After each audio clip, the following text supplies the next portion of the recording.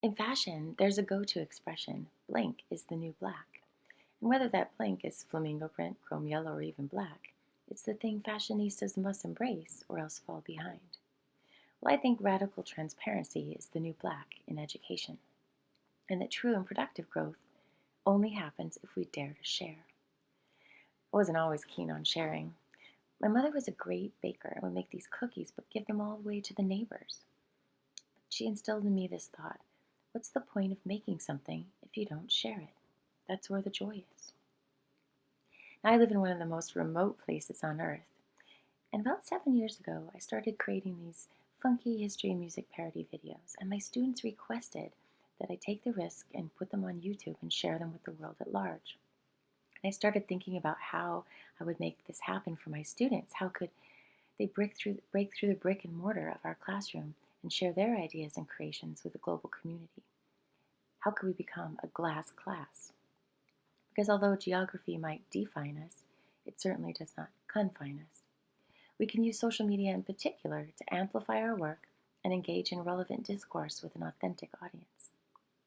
I also see transparency as a means to cultivate a positive digital presence.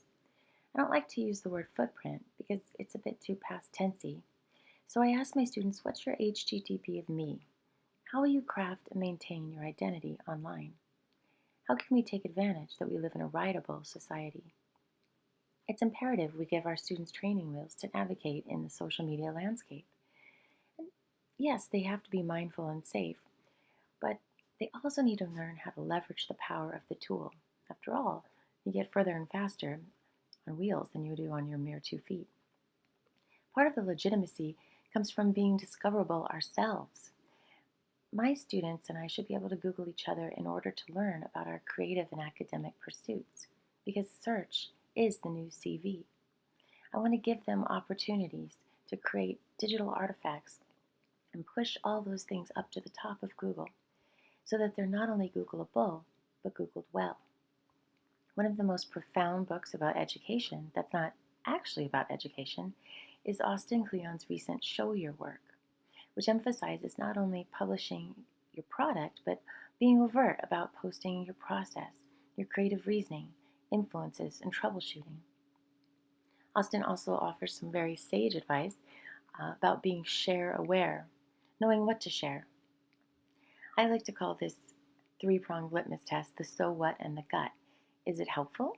Is it entertaining? And most importantly, is it okay with mom?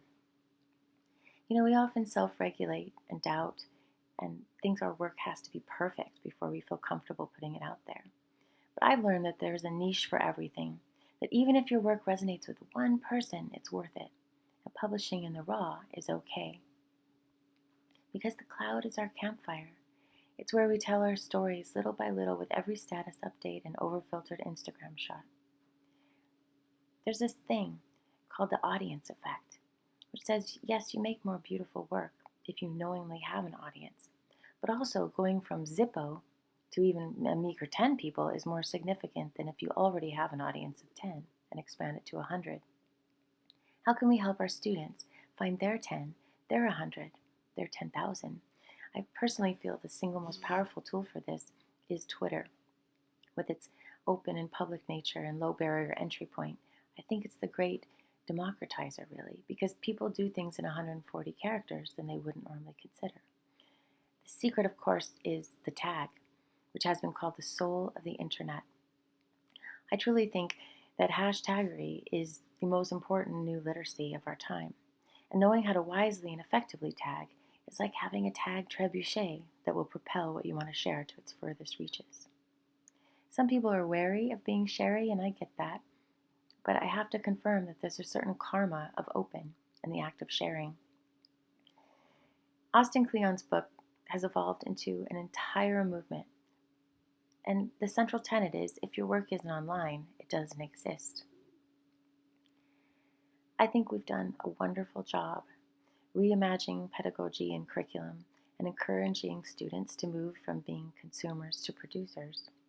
But now, it's time to hold a megaphone to their voice and not only build a gallery for their work, but help them create the press releases and the promo posters. Because creation plus amplification equals elation. The internet is a place where a kid's bite may grow to match their bark. And if all the world's a stage, let's help our students play well, act mindfully, craft their own story, share their talents, and garner the applause they deserve.